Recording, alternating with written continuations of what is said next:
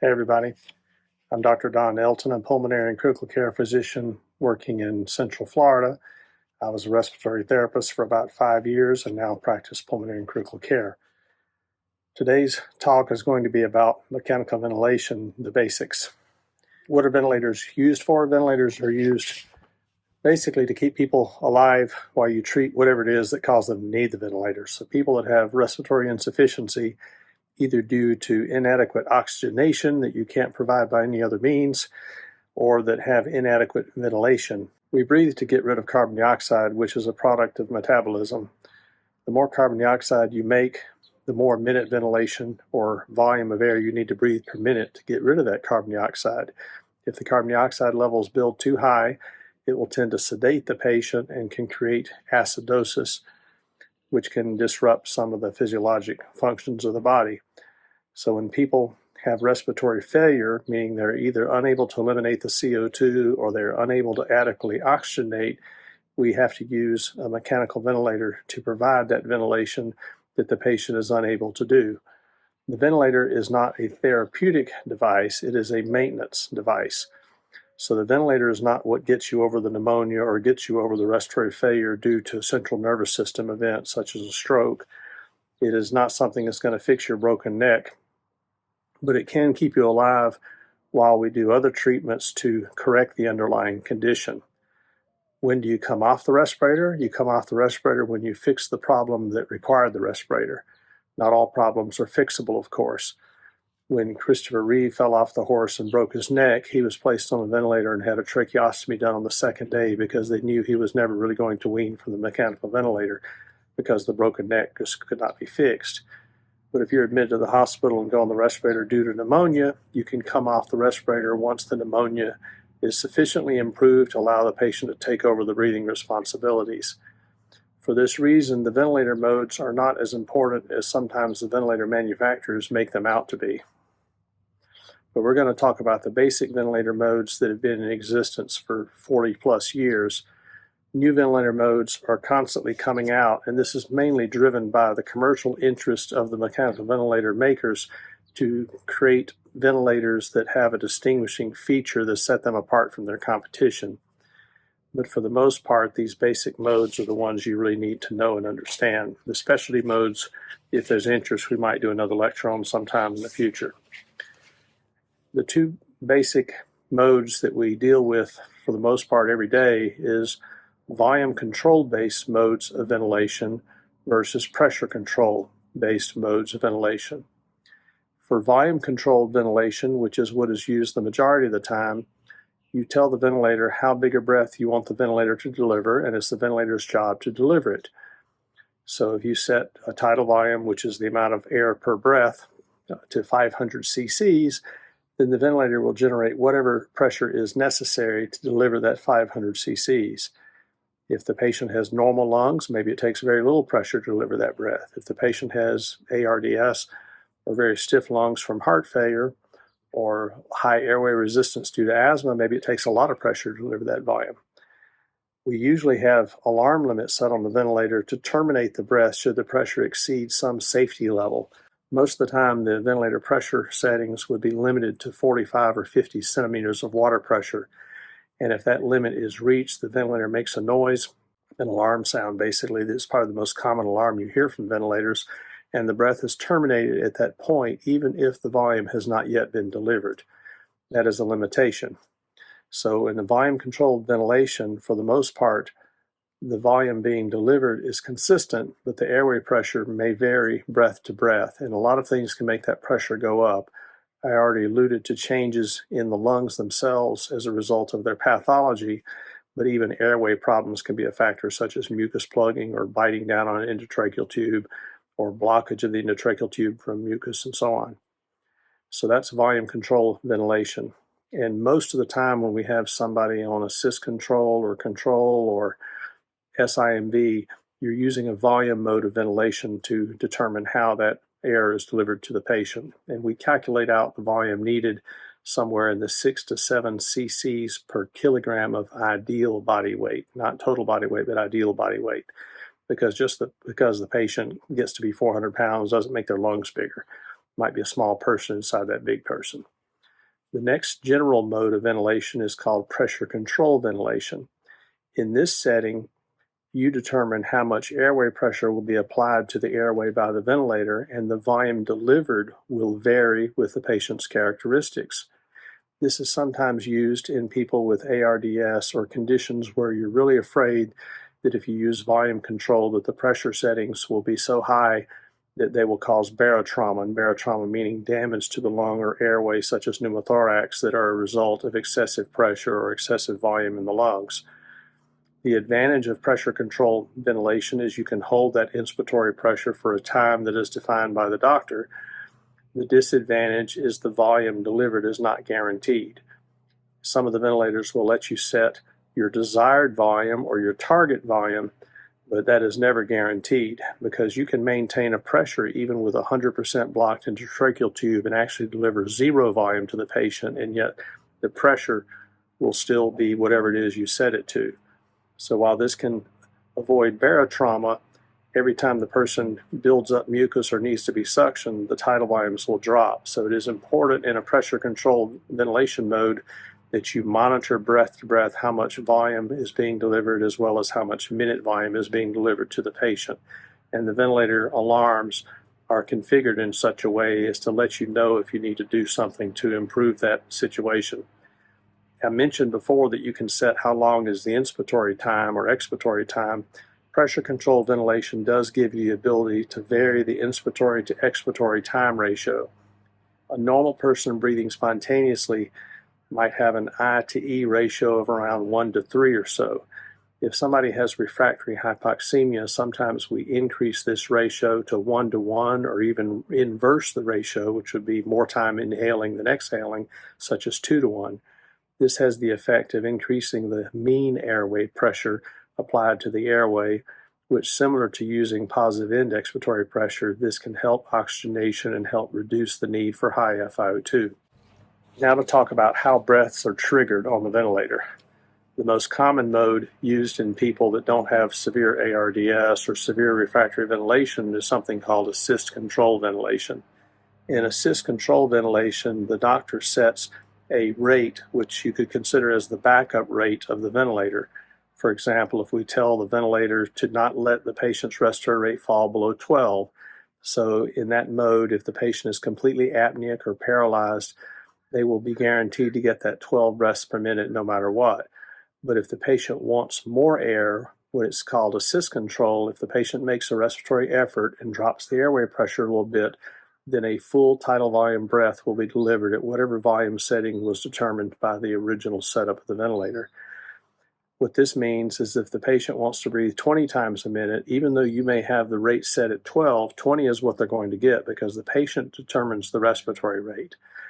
If the patient is blowing off too much CO2 and you cut that set respiratory rate from 12 down to 10, nothing really is going to happen because if the patient wants 20, 20 is what the patient's going to get, no matter what you have that rate set at. You can increase the rate above what the patient wants and deliver higher minute volumes, but you can't really lower the minute volume by lowering the backup rate. The backup rate is basically apnea protection. The next mode is called synchronized intermittent mandatory ventilation, or SIMV. Used to be just called SIMV, but somebody got the idea that synchronizing sounded good.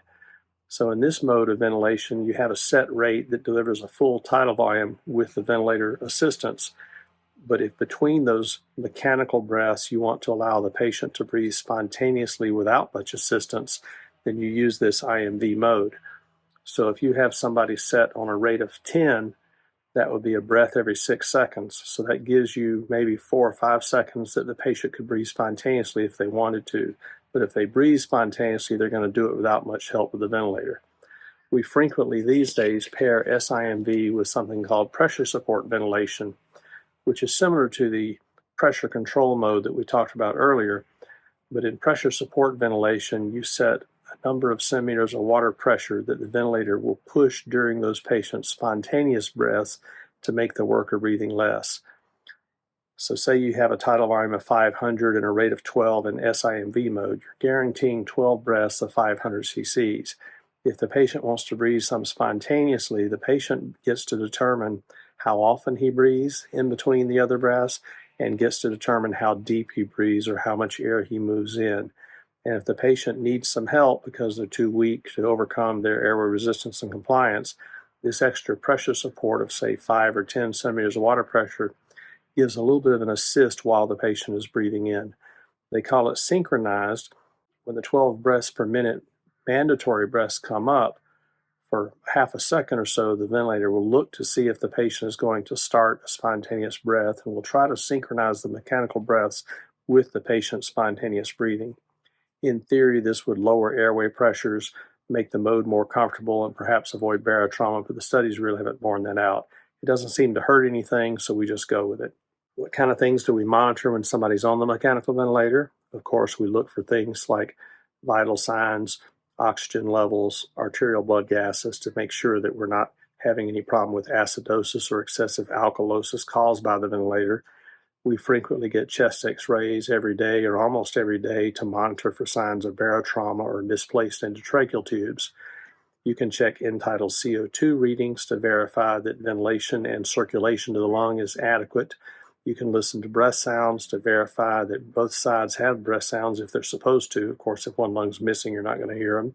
But you'd like to be able to detect clinically if there's a problem with the endotracheal tube. When the alarms go off, you don't just reset them, you try to troubleshoot exactly what is the problem.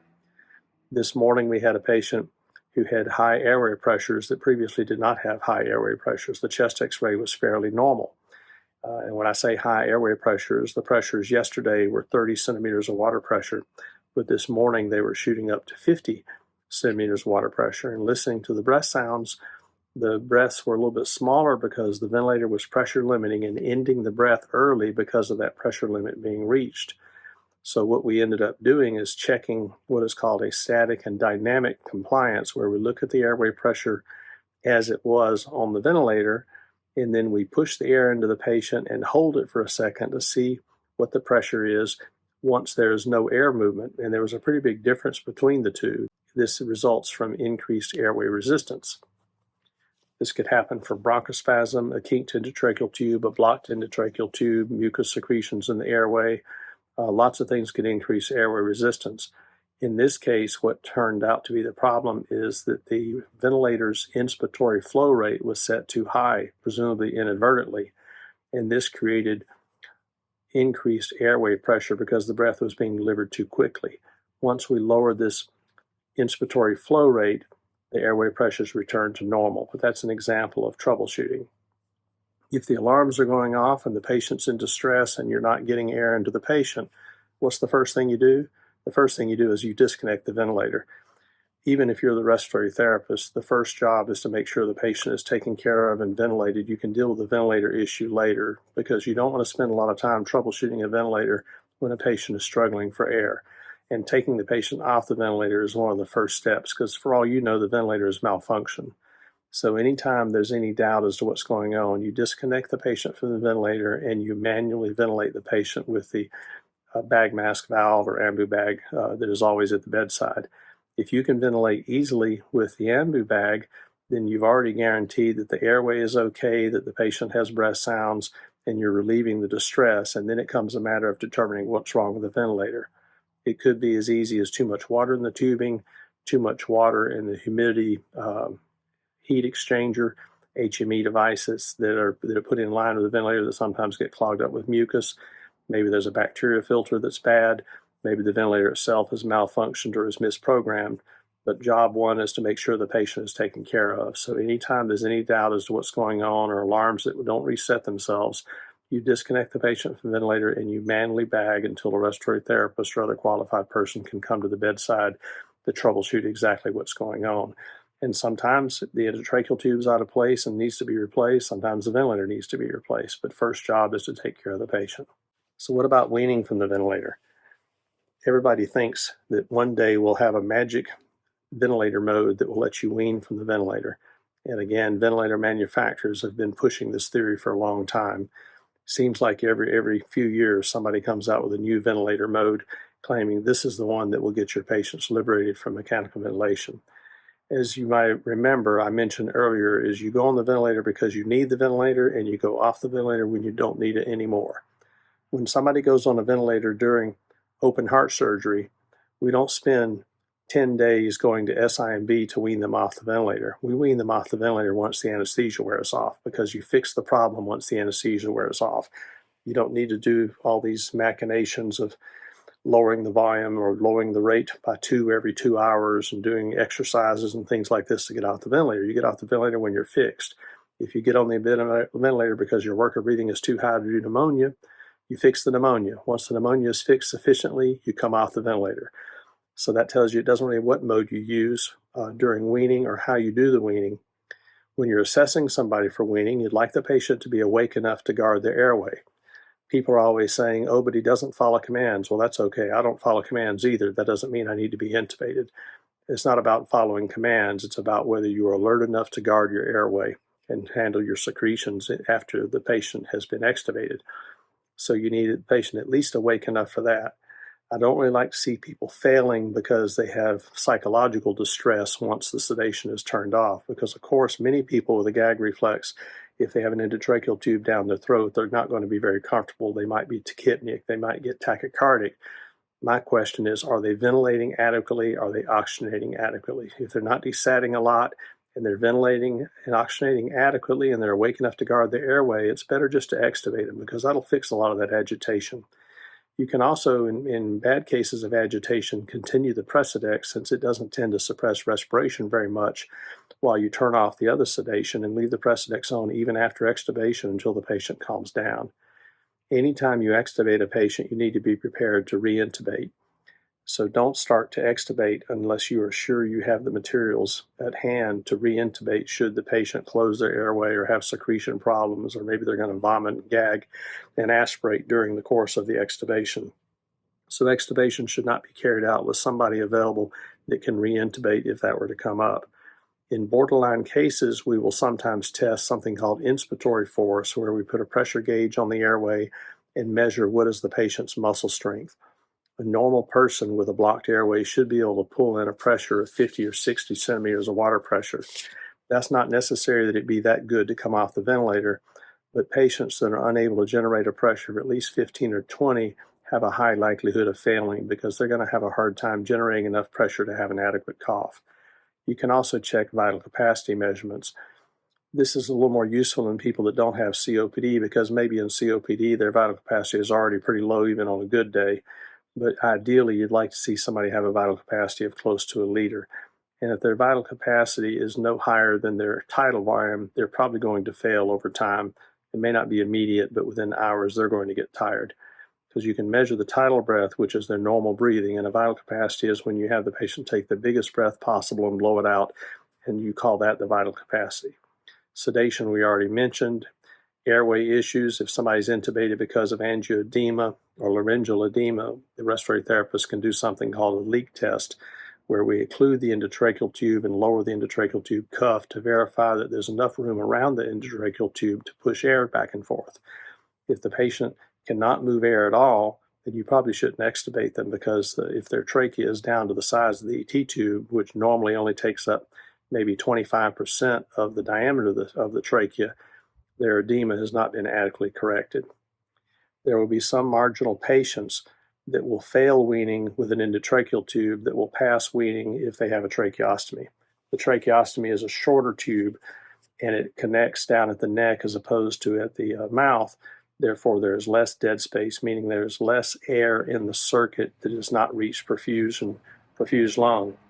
So having just the change to the tracheostomy will sometimes reduce the need for minute volume to blow off the same amount of CO2, and somebody that's marginal might be able to pass with a tracheostomy. The other nice thing about a tracheostomy is that when you have that in place, you're not gagging the way you are with an endotracheal tube, and you tend to need less sedation. And the sedation sometimes is the thing that really prevents you from being able to wean off the ventilator, particularly if somebody's been on the sedation for a while and developed muscle weakness during their time on the ventilator.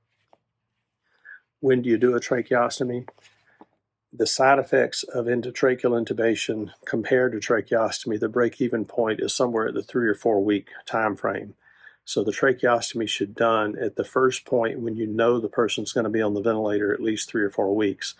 I mentioned Christopher Reeves. He was had his tracheostomy done on the second day in the hospital because they already knew with a broken neck he wasn't going to wean off, so better just to go ahead and do it. Somebody that you're thinking you might extubate in a few days, you might wait a little bit longer.